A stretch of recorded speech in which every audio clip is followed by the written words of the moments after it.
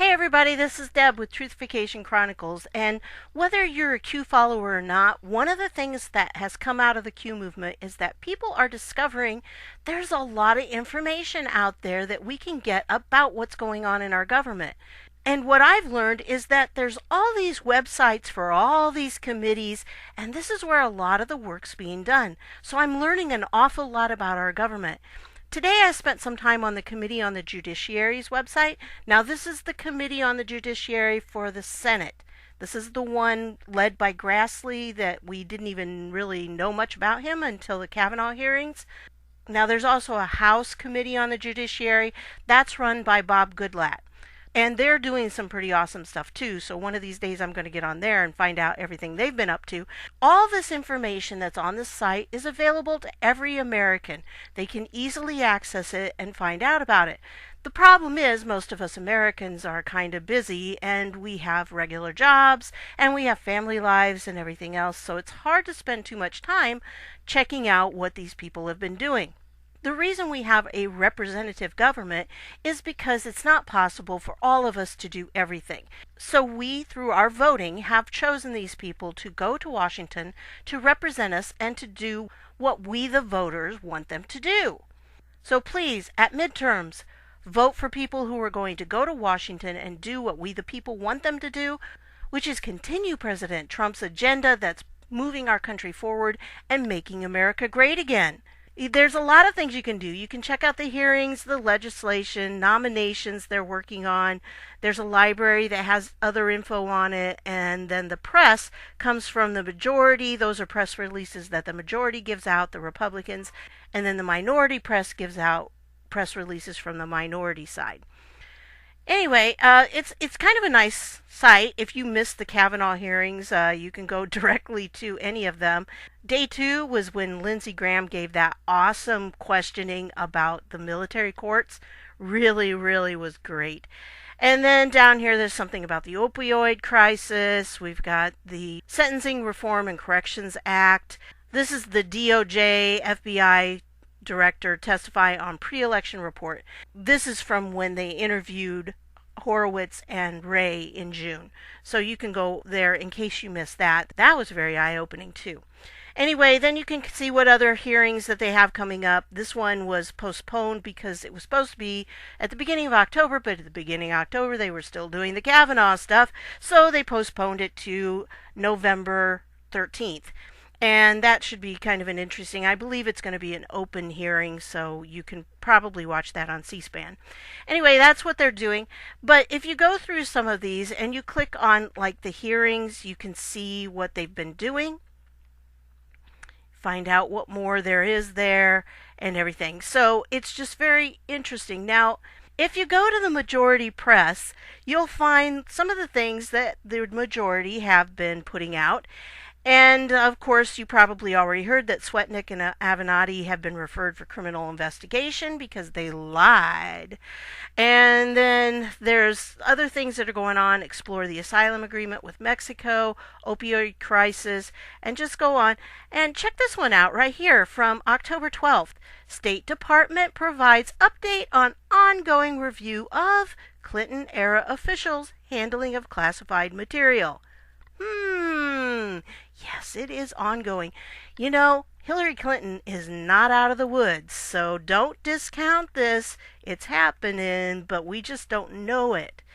Here's a letter from Grassley on March 30th of 2017. He wrote this to Tillerson, who at the time was the Secretary of State. And here's what he has to say. Here we go. Dear Secretary Tillerson, the Bureau of Diplomatic Security is the administrative body within the State Department that handles security clearance investigations, suspensions, and, if needed, revocations. During the course of the committee's investigation into Secretary Clinton's mishandling of classified information and the impact of her private server on the Freedom of Information Act, on February 16, 2016, then Assistant Secretary of State for Diplomatic Security, Greg Starr, met with committee staff. Assistant Director Starr informed my staff that Secretary Clinton's security clearance and those of her staff had not been suspended or revoked because diplomatic Security was waiting until the FBI concluded its criminal investigation before beginning an administrative review. So that kind of makes you wonder, have they finished it now? And that's why they could do an administrative review? Question. On March 24, 2016, committee staff met again with Mr. Starr and asked the same questions and received the same responses.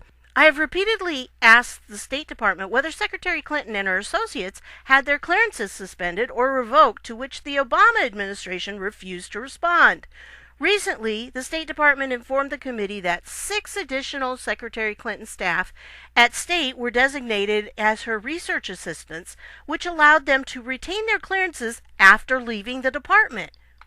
Can't believe these people keep their security clearances. On July 5, 2016, Director Comey announced that, after a tremendous amount of work over the last year, the FBI is completing its investigation and referring the case to the Department of Justice for a prosecutive decision.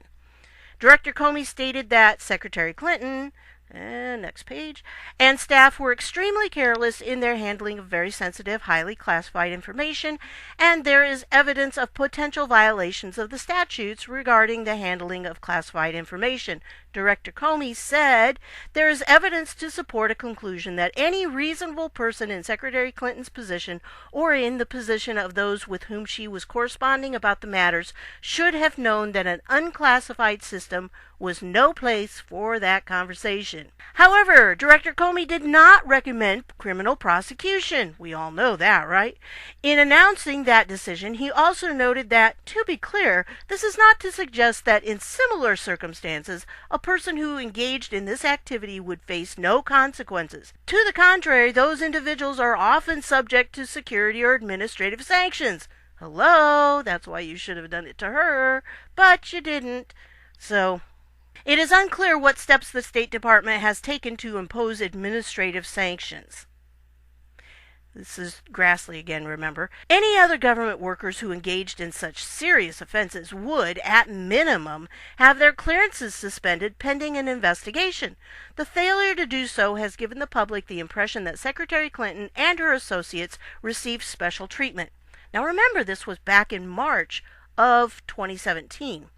Please provide answers to the following questions. 1. Does the State Department agree with the FBI's finding that Secretary Clinton and her staff were extremely careless in their handling of very sensitive, highly classified information, and that there is evidence of potential violations of the statutes regarding the handling of the classified information? See, Grassley was asking all the right questions. He wasn't being listened to because of the deep state that was still embedded in there. Number 2, does the State Department agree with the FBI's finding that there is evidence to support a conclusion that any reasonable person in Secretary Clinton's position or in the position of those with whom she was corresponding about the matters should have known that an unclassified system was no place for that conversation? Again, he was asking all these right questions. Number 3, does the State Department agree with the FBI's finding that despite not recommending criminal prosecution, this is not to suggest that in similar circumstances, a person who engaged in this activity would face no consequences? To the contrary, those individuals are often subject to security or administrative sanctions. As a result of the FBI investigation, has the State Department begun a security review due to the mishandling of classified information by Secretary Clinton and her colleagues and associates? If so, which individuals' clearances are part of the review? If not, why not? Please explain. You gotta love this Grassley guy, man. I didn't know anything about Grassley. I'd never even heard of him until all of this started, and I have been checking into him. This guy has really been doing we the people a huge favor. He's been working hard. Number 5, as a result of the FBI investigation, has the State Department suspended or revoked Secretary Clinton's clearance or that of any of her colleagues or associates, to include her subordinates at State and her attorneys? If so, which individuals? If not, why not? Please explain. Remember, this was back in March of 2017. They still had their security clearances. He was asking, why haven't these been revoked? Please number your answers according to their corresponding questions. I anticipate that your written response and responsive documents will be unclassified. Please send all unclassified material directly to the committee in keeping with the requirements of Executive Order 13526, which is this, and it was done by Obama back in 2009. And it goes through all the specifics of what can be classified and what can't be, how it's classified, how do you figure it out. I mean, it just goes through, and it's very long, and it just tells all these different things. So I will leave the links below, of course. You can read that on your own. This is a nice website, by the way, the National Archives. Lots of good information there. But anyway, back to this. So he's saying, in keeping with that executive order, if any of the responsive documents do contain classified information, please segregate all unclassified material within the classified documents, provide all unclassified information directly to the committee, and provide a classified addendum to the Office of Senate Security. The committee complies with all laws and regulations governing the handling of classified information. The committee is not bound, absent its prior agreement, by any handling restrictions or instructions on unclassified information unilaterally asserted by the executive branch. Thank you in advance for your cooperation with this request. Look at this. He even gives a date. Please respond to this request by April 13th, 2017. Well, this is the response I found to Grassley's letter, and this was dated May 23rd of 2017. Now, this is from Joseph E. McManus, who is the Bureau of Legislative Affairs for the State Department. And he says, thank you for your March 30th, 2017 letter regarding security clearances for certain former Department of State officials. The department takes the security of its people, operations, and information very seriously. Attached, please find background information and responses to your questions. We hope the background information will provide some context so that our responses will be of maximum use to you. Please let us know if we can provide the committee with additional information about the department's security incident program or other security procedures. I'm not going to read the entire first part of it because it's like 6 pages long. Well, 5 pages. But he goes through and he gives this information. By the way, I don't know who this Coniaris person is. I tried finding him. I couldn't find him. I think that's the one who said it's no longer sensitive but unclassified. I don't know. Or maybe it's a legal term. So anyway, this is the overview of their security practice and procedures. And like I said, it's really, really long. It's really long. And there is some that's redacted. So I'm not sure what's under those black marks. But basically it's just saying this is how we do it. This is what we take into consideration. And da-da-da-da-da. Yeah, okay. And here's where he gets into the actually answering the questions. With this background, the following are the answers as of the date of this letter to your questions. As requested in your letter, we have broken out each question and answer separately. So number 1 was where he said, hey, Comey said this. There's evidence of potential violations? And the answer was, the quoted language in this question is from a statement that former FBI Director Comey gave at a press conference. To our knowledge, it is not a finding of the FBI. The Department of State is not in a position to agree or disagree with former Director Comey's statement. It's kind of shifting the blame, isn't it? Now remember, this is the Department of State, so it's not really the same, but still, and this is after Comey was gone, because they say former FBI director. Number 2, does the State Department agree with this, saying that they should have known that this was not a place for the conversation? And they said, the quoted language in this question is from a statement that former FBI Director Comey gave at a press conference, and to our knowledge, it is not the finding of the FBI. We heard that before, haven't we? Department of State regulations, and there's the regulations, state that normal day-to-day operations be conducted on an authorized automated information system, which has the proper level of security control to provide non-repudiation, authentication, and encryption to secure confidentiality, integrity, and availability of the resident information. So basically, yeah, she did something she wasn't supposed to. She did not secure the data like she was supposed to. But no commitment there, right? Okay, number 3 was, if somebody else did the same thing, would they be prosecuted? Well, here's what they say. The quoted language in this question is from a statement that former FBI Director Comey gave at a press conference, and to our knowledge, it is not a finding of the FBI. I have this feeling of deja vu. As set forth in the background introduction to this letter, the Department of State has extensive and long-standing processes related to the handling of classified information and the oversight of incidents of inappropriate handling. Each case is looked at individually, and the incidences that Director Comey refers to are currently under review within the department. Again, this is May of 2017. So, yes, there is this investigation still going on, even within the Department of State. And then this one was, question number 4 was, have they begun a security review? Well, the Department of State has a continuous and ongoing program for oversight of the handling of classified information, which is what the first 5 pages were all about. This program has operated for many years. The department initiated a review of the handling of classified information in this matter as part of that program, not as a result of the FBI investigation. The department waited to begin its review until after the FBI concluded its investigation in order to avoid prejudicing the FBI investigation. I guess that's to be expected, but still, it's kind of weird that they would wait until then to begin their review. Why didn't they kind of do it simultaneously? But then again, I don't know how all these things work. All employees of the State Department or non-employees holding a State Department-issued security clearance are subject to the security oversight programs of the department. This would include any and all colleagues and associates of former Secretary Clinton who fall into those categories. The department's review is ongoing. We do not discuss matters that are part of an open review. Boy, have we heard that a lot. Okay, for the next one is, hey, why have you not suspended or revoked their clearance? The department's investigation is ongoing. We note that, as is the case for other former secretaries of state, former Secretary Clinton retains access to materials originated, reviewed, signed, or received by her during her tenure as Secretary of State. How did we ever let her become Secretary of State? Both classified and unclassified under the access provisions set forth in this executive order 4.4A2.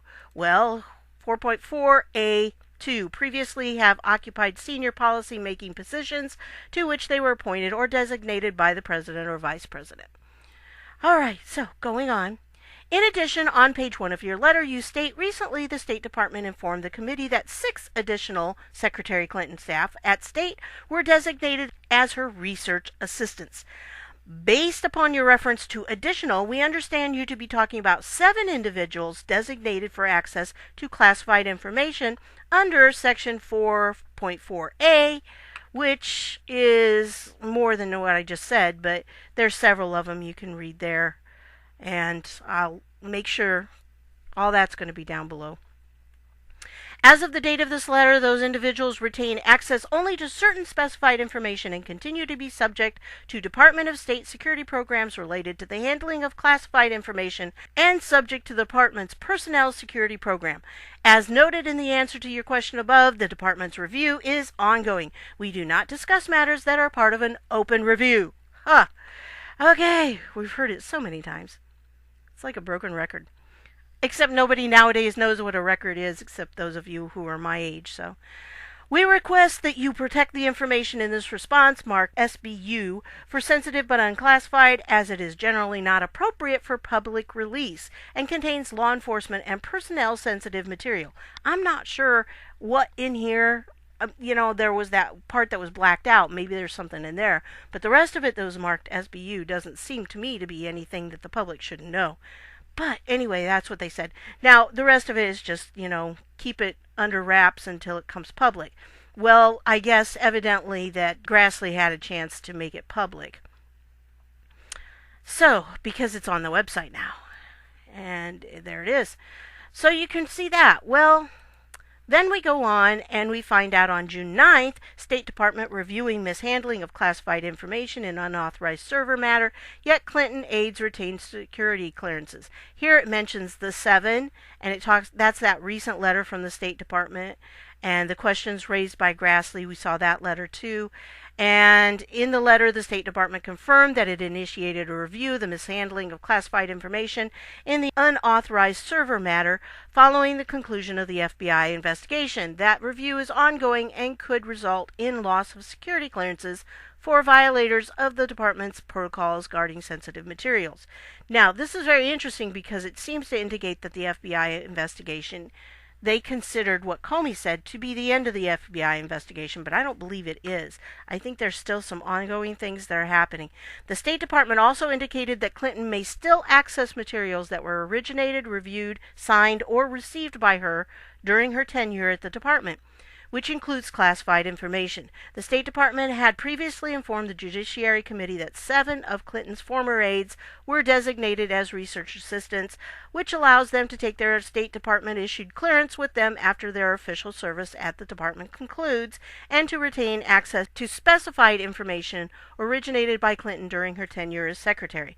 Often, during the course of reviews into mishandling of classified information, security clearances of individuals responsible for a potential breach are suspended. Yet they haven't done it. They didn't do it. So, we go on. September 21st. This is to Grassley, and it is from the State Department. Dear Mr. Chairman, as a follow-up to our letter of May 23rd, 2017, in response to the committee's letter of March 30th, 2017, we would like to provide you with an update. Look at this. This is an update, and it's on September 21st of 2018, and it's an update to what they were talking about on May 23rd, 2017. Wow, right on the job there. We would like to provide you with an update on the status of former Secretary Clinton's security clearance and the ongoing administrative review pertaining to former Secretary of State Hillary Clinton and other current and former department officials. At her request, former Secretary Clinton's security clearance was administratively withdrawn on August 30th, 2018. Yeah, her request, because they were about ready to take it, and it made her look better if she requested it, I'm sure. On September 20th, 2018, security clearances were administratively withdrawn for Cheryl Mills and 4 other people. We don't know who they are, but remember they said there were 7. Grassley thought 6, and then they clarified it as 7, so I don't know who the other people were. This is only 5. What about the other 2? As we previously informed the committee, these individuals had been granted access to classified information through a request made by Secretary Clinton, designating them as researchers per the executive order. And remember, we already looked at that. With regard to the administrative review we described in our May 2017 letter, the department has received tens of thousands of documents in that process, and those documents have been reviewed for classified content. A subset of documents identified as containing classified information was then reviewed by diplomatic security. All identified and valid security incidents contained in those documents have been forwarded to the Bureau of Diplomatic Security's Office of Personnel Security and Suitability. Wow! Glad they used letters for that. The DS and the PSS, to be placed in the official security file of individuals identified in that review as having valid security incidents. All valid security incidents are reviewed by DS and taken into account every time an individual's eligibility for access to classified information is considered. So basically, they put it in their file, so next time they want to access any classified information, there's a question about it. I hope that's what it means. The Department's Bureau of Administration A is completing its extensive FOIA review of the remaining documents received from the FBI. There is a court order to finish the production of these documents by September 28, 2018. The A Bureau, which Bureau of Administration up there, reviews the records before DS because they identify agency records and determine the current classification of documents. These records have been released on a monthly basis on the department's FOIA website. We have been providing a link to these documents to your staff as they are posted and will continue to do so. So they are giving them something. They're just not doing what they, everything that Grassley really needs to get things moving faster. After the A Bureau completes its review and assessment of the current classification of the remaining records, DS will begin the investigative process to determine if they are valid security incidents. This is a two-step process. The first step, the contemporaneous classification review, will begin upon receipt of the last set of emails. They still don't have them all. So that's part of the process. They're still trying to get some of those emails so they can do their review on them. The second step, DS's review and adjudication process, will begin once the contemporaneous classification review is completed. We request that you protect the information in this letter as it is not public and generally not appropriate for public release. I don't get why they're saying this, but it is released now because it's on the website. Therefore, we note that the public release of any portion of the enclosed information is not authorized by this communication, and should you wish to disclose any portions thereof, we ask that you provide the Department with a reasonable opportunity to inform the Committee of any sensitive information that should be safeguarded.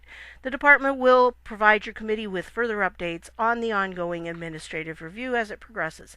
And this is from a guy named Charles S. Faulkner, who is the Acting Assistant Secretary, Legislative Affairs, and a carbon copy, of course, to the Minority Leader. So, that's what we have going on, and they're still confirming it. State Department provides update on ongoing review of Clinton-era officials' handling of classified material. It's still in the works, folks. This is not stopped. They're still trying to tie it up. It's taken this long. So all of you who are like me and you want to see Hillary Clinton behind bars, we're going to have to wait because they're still tying things up. It takes time and they have to go through all these different procedures. Remember, the Q team is doing everything legally. Trump is doing everything legally. They are following all the steps. They are making our government go through the steps it has to do this. So we can't have the arrests until we have this happening. But the idea that there's still an ongoing investigation is very good, which means they are being extremely thorough, and it ups the likelihood that there will be a prosecution. Now, of course, those of us who follow Q, we know there's going to be a prosecution because she's guilty of so much more than this. This email thing is nothing compared to the rest of her crimes. The rest of her crimes alone are horrendous. That's what we really need to focus on. But as this comes out more and more, the American people are waking up and they're starting to see, hey, yeah, she really is guilty of some things. So I think that's what we're probably going to see. So that's what it is. I'm sorry it's so long, but I really wanted to read these to you and I wanted you to get an overview of what they are. I'm going to put the links down below, and hopefully that will be something that people will check into more of these. I'm going to take just a few minutes here at the end, a couple minutes, hopefully it won't be long, but I have started a Patreon site.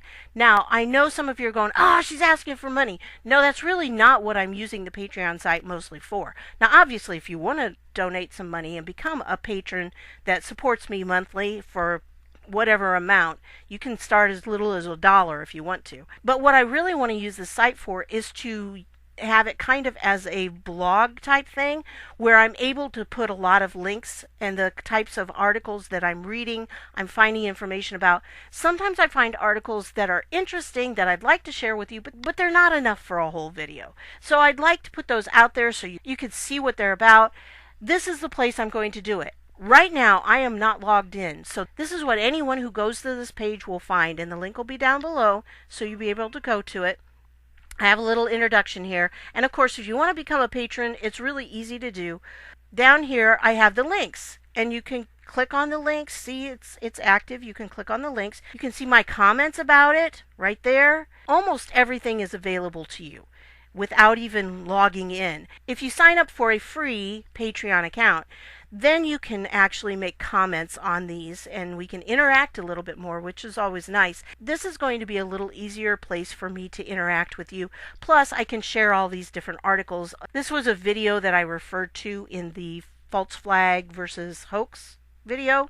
So sometimes I'll post those kinds of things ahead of time as I'm researching, and then you'll get a heads up for what the video is going to be when it comes out. But lots of articles. Now, once in a while, you're going to come across something like this, and this is a post. There's very few of them, but this is a post for patrons. If you become one of my patrons, you'll be able to see all these posts, and I have different ones for different levels, but almost everything I post is going to be available to the public. So please take some time, go there, and maybe bookmark it so you can always refer to it. I'm trying to put some in like every morning when I go through and I read things. I'm trying to put one or two in. I didn't this morning because I was doing all this and putting all this together, but I'm going to try to do that. I need a little bit of feedback too on the Cruising the Notables. Did you like it when I took you into the 8chan boards and I showed you what the notables were? If you do, I can do one of those. I've got it right now as a benefit for the $50 tier, but if you really like it, I can do one for everybody and then have an extra one for those people.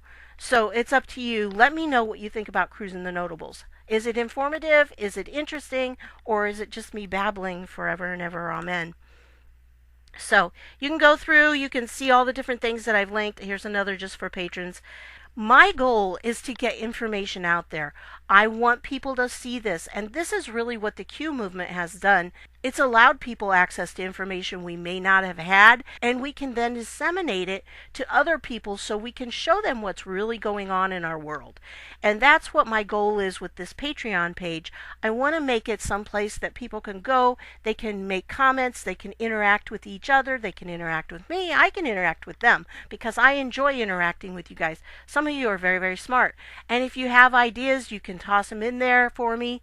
I'd love to hear them. So I want this Patreon page to be so much more than just going, oh yeah, I'm asking for money. I'm not really asking for money with it.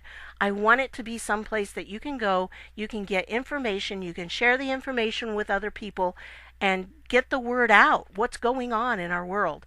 That's the important thing to me. I'm a teacher. This is what I do. I like teaching people. I like giving out information. That's the whole point of it, right? So, I want to thank you for stopping by, and I hope you'll go to my Patreon page and check it out. If you really want to, you can become a patron. But almost all of this is available whether you become a patron or not. So, and you can share, you can tweet the different posts. You can go to the posts, and there'll be a way to share and tweet them. So I really would appreciate it if you would take some time and just go there and check out some of the articles that I'm putting up. I found the articles interesting, and I hope maybe you will too. Thanks for stopping by. See you later.